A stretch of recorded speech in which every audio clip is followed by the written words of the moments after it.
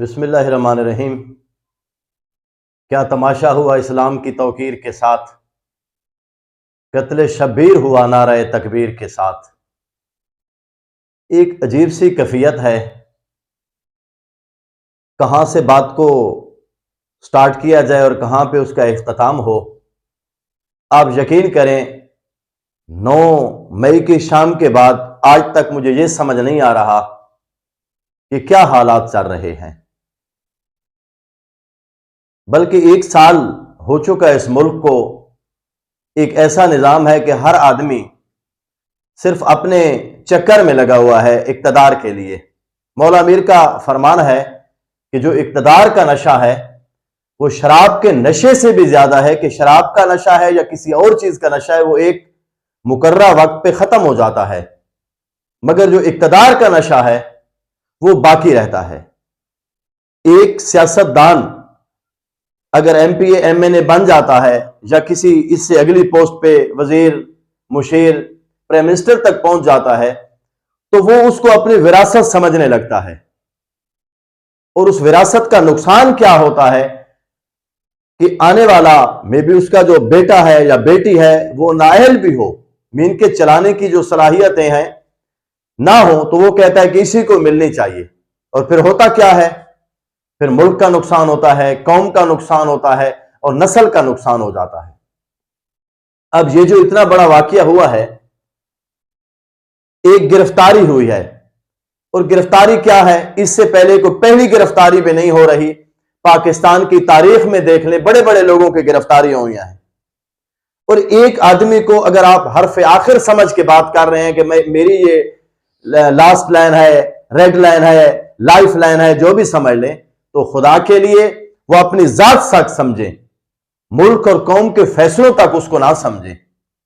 अगर जीएचक्यू के ऊपर कोई और हमला करे तो हम उनको दहशतगर्द कहते हैं, और अगर मैं और आप करें तो हम फिर किस जुमरे में आते हैं। या पहली डेफिनेशन को खत्म करना होगा कि वो भी ठीक कर रहे थे और आज मैं भी ठीक कर रहा।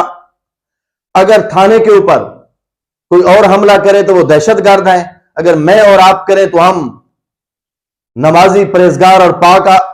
और फिर क्या है, नारे तकबीर। क्या ये तमाशा लगा हुआ है मुल्क में, ना किसी शरीफ की इज्जत महफूज है।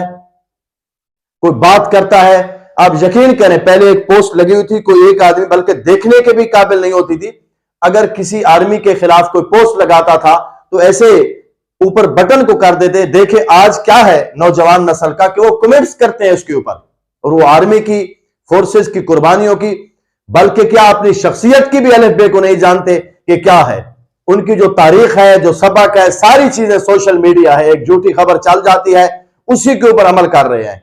मैं पहले भी अपनी मुतअद्दिद वीडियो में बता चुका हूं, ना मैं किसी सियासी पार्टी से ताल्लुक रखता हूं, मैं सिर्फ पाकिस्तान से ताल्लुक रखता हूं।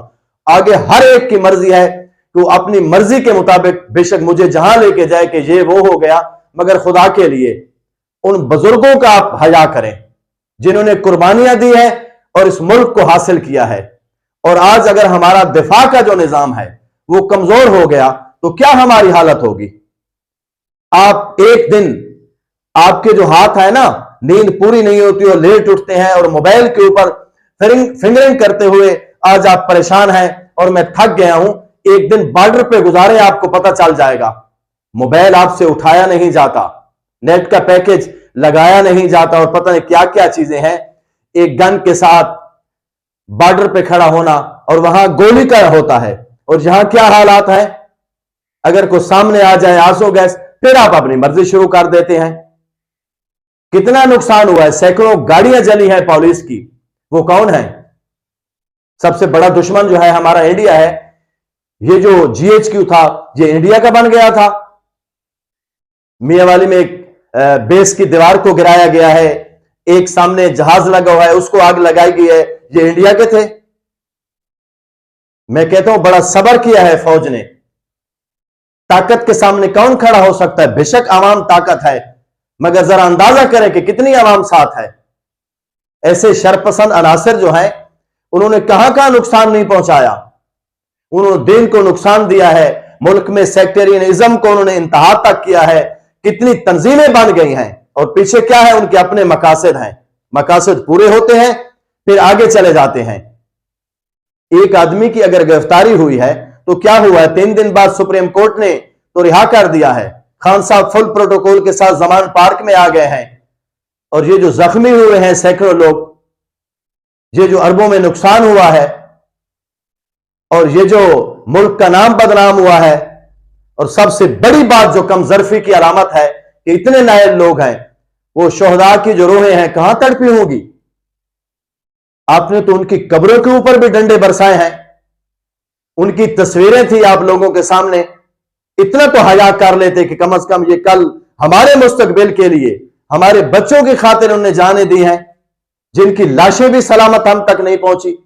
जरा उस मां और बहन और उन बेटियों के ऊपर और उनकी बेवा के ऊपर उनके क्या गुजरेंगी। वो जो आप डंडे उनकी तस्वीरों पे नहीं मार रहे थे, वो मां के जिगर के ऊपर मार रहे थे, बल्कि पाकिस्तान के चेहरे के ऊपर और परचम के ऊपर मार रहे थे। आपसे तो वो भी अच्छे लोग हैं जो GHQ का विजिट करते हैं, वो फॉरनर होते हैं, चाहे हमें तस्लीम ना भी करें तो वो शोहदा की तस्वीरों को भी देखते हैं और यादगार शोहदा पे भी आते हैं।